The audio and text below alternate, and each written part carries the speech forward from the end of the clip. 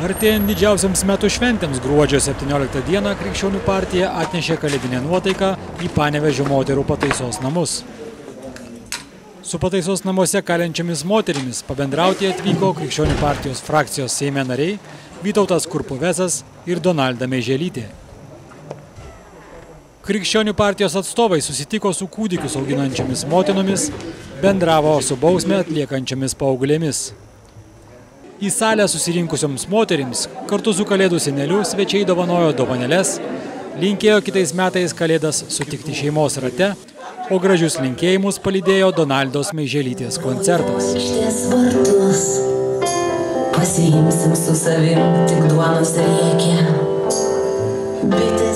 Po renginio Krikščionių partijos atstovai bendravo su pataisos namų administracija, domėjosi nuteistųjų užimtumu, mokymo programomis bei kitais aktualiais klausimais.